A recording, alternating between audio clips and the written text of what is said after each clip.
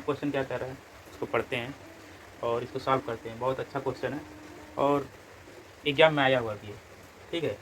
तो क्वेश्चन को रीड करते हैं। देखिए, how many 176 ohm resistors in parallel are required to carry 5 ampere on a 220 volt source.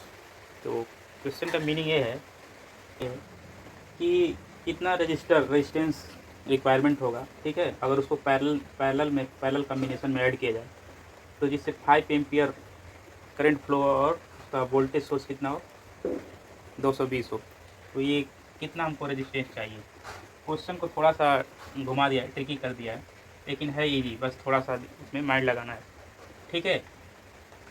देखिए, हम जानते हैं ओम्स लॉ से क्या होता है, V equal to I into R, जहाँ V हमारा वोल्टेज होता है और ये करंट और ये रेजिस्टेंस होता है। तो देखिए यहाँ कह रहे रजिस्टर्स इन पैरेलल, अगर पैरेलल में हम कितना रजिस्टर हमें चाहिए कि इतना एम्पियर करंट फ्लो करे, ठीक है, और वोल्टेज इतना हो। तो सबसे पहले हम जानते हैं पैरेलल में कम्बिनेशन रेजिस्टेंस का कम्बिनेशन पढ़ते हैं।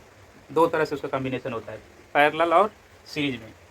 तो जब पैरेलल में हम ऐड करते हैं तो उसका फार्मूला होता है ये होता है, ठीक है, एंड सो ऑन। जैसे 1/R1 1/R2 ये रेजिस्टेंस है, तो टोटल रेजिस्टेंस निकालते हैं इस फार्मूले से, अगर पैरेलल कम्बिनेशन में होता है। तो सपोज मैं एक एग्जांपल लेता हूँ, अगर 2 ओम के 2 रेजिस्टेंस हैं, ठीक है, तो इसका अगर टोटल रेजिस्टेंस निकालें, टोटल प्रतिरोध, ठीक है, रेजिस्टेंस को प्रतिरोध करते हैं हिंदी में, तो कितना होता है 1/2 + 1/2 कितना होगा एलसीएम 2 और ये 1 + 1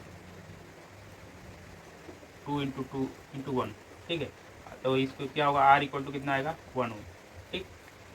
इसी को अगर हम इसी रेजिस्टेंस को 3 ओम हमारा 2 ही ओम का अगर 3 रेजिस्टेंस हो, कितना 3 हो, देखिए मैं समझाना चाहता हूँ। तो 3 रेजिस्टेंस के लिए क्या होगा, देखिए 1/2 + 1/2 + 1/2, तो एलसीएम नीचे कितना हो जाएगा 2 और ये 1 + 1 + कितना हो जाएगा 3, समझ में आया ना, क्योंकि ऐड हो जाएगा एलसीएम 2 हो जाएगा। तब आर हमारा कितना निकलेगा, आर टोटल ये 2 पर चला जाएगा 2 अपन, क्योंकि 1/R है, जब आर निकालेंगे तो 3 हो जाएगा। देखिए कितना आया 2/3। अगर सपोज यही अगर रेजिस्टेंस हम एक और बढ़ा दें, उसी सेम रेजिस्टेंस को उसकी संख्या बढ़ा दें, देखिए पहले 3 था 4, एक और यहाँ ऐड हो जाएगा +1/2, तो अब एलसीएम तो ही होगा लेकिन एक ऊपर ऐड हो जाएगा, कितना हो जाएगा 4 हो जाएगा। तब हमारा आर कितना हो जाएगा, ठीक है, नहीं तो यहाँ बता देते हैं, इसको रहने दीजिए, इसको रहने दें। 3 के लिए कितना आ रहा था ये, और आर आ रहा था, इसको पलटेंगे। अगर 4 होगा तब, अगर सेम रेजिस्टेंस का 2 ओम का 4 रेजिस्टेंस है, तो देखिए तो एलसीएम कितना हो जाएगा 2 और ये 1 + 1 1 + 1 + 1, यानी ऊपर हो जाएगा 4 और नीचे 2, यानी 2। तो आर हमारा कितना है 2, ठीक। इसी तरह अगर हम 5 रेजिस्टेंस कर दें, ठीक है, ये तो 3 के लिए था और ये 4 के लिए, अगर इसी को हम 5 रेजिस्टेंस कर दें तो देखिए कुछ नहीं होगा, एलसीएम तो 2 होगा और ये 1 + 1 वैसे ही होगा, तो यानी 5। आज जब आर ये 1/R आएगा, आज जब इसको आर बनाएंगे तो क्या होगा 2 ऊपर चला जाएगा और 5 नीचे। तो यहाँ से एक जनरल फार्मूला बनाइए, अगर सेम रेजिस्टेंस को अगर एन रेजिस्टेंस लिया, जैसे 3 था तो कितना आ रहा है 2/3, ये 5 रेजिस्टेंस था तो 2/5 आ रहा था, ठीक है। नहीं समझ में आ रहा था यहाँ मैं बता रहा हूँ, देखिए 5 अगर रेजिस्टेंस होगा तो 1 2 3 4 2 ओम का, तो कितना आएगा कुछ नहीं, एलसीएम 2 हो जाएगा और ऊपर 1 + 1 + 1 कितना हो जाएगा 5, ठीक है, 1 2 3 4 5 रेजिस्टेंस है। तो अगर हम आर निकालेंगे तो 2 ऊपर चला जाएगा 5, तो ये तो आ रहा था 2, ये 2/5।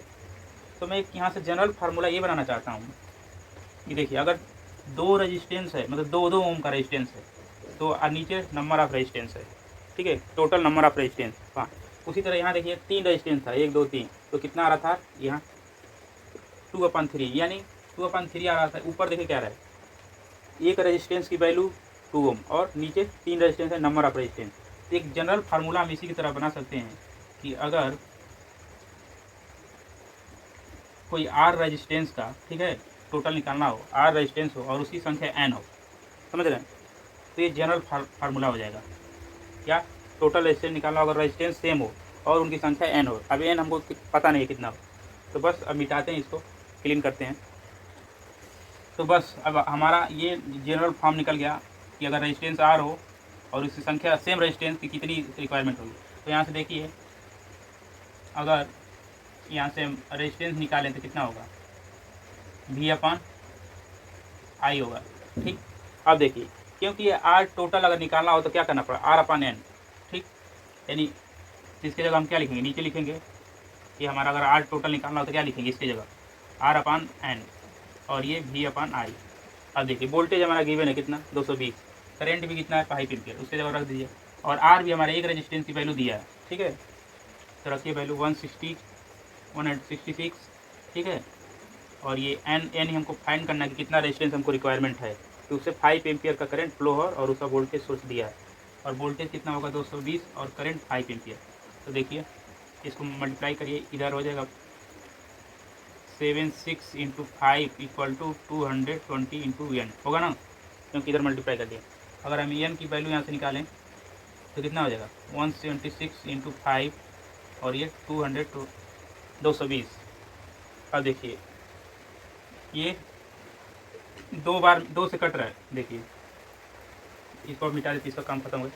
इसको कट रहा है, 2 से ऊपर काटेंगे, 2 से ऊपर 8 बार में जाएगा, फिर ये 8 बार में, और ये 5, और फिर नीचे ये 2 से काटेंगे 110। अब देखिए, ये 5 से डायरेक्ट कट रहा है, 5 2 या 10, और ये 5 कितना आया 82, और ये 88/22।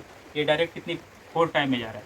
तो एन की वैल्यू कितना आ गया, 4, यानी हमको 4 रेजिस्टेंस पैरेलल में जोड़ना पड़ेगा, जिसका ये एक रेजिस्टेंस की वैल्यू का मान दिया था। तो how many register in parallel, तो हमारा आंसर कौन सा होगा, option number D is right answer. ठीक है, ये क्वेश्चन का आंसर था। ठीक है, कि मतलब 4 रेजिस्टेंस हमको जोड़ना पड़ेगा, तब उनका, तो मैंने ये प्रोसेस बताया, आई होप अंडरस्टैंड, समझ में आया होगा। अगर ये एक चीज़ और नोट कीजिए, अगर ये सीरीज में होगा तो कैसे सीरीज में, तो कुछ नहीं करना है, क्योंकि हम सीरीज के लिए जानते हैं R टोटल अगर सेम रेजिस्टेंस हो तो ये फार्मूला होता है। ये हो गया एक रेजिस्टेंस की वैल्यू है नंबर ऑफ रेजिस्टेंस, अगर हमें नंबर निकालना हो तो ये जब सीरीज में दिया, सीरीज के लिए। लेकिन पैरेलल के लिए मैंने क्या बताया, पैरेलल के लिए R टोटल होता है R/N, ये पैरेलल के लिए। तो हमारा क्वेश्चन पैरेलल में कितना होना चाहिए। तो चलते हैं नेक्स्ट क्वेश्चन पे।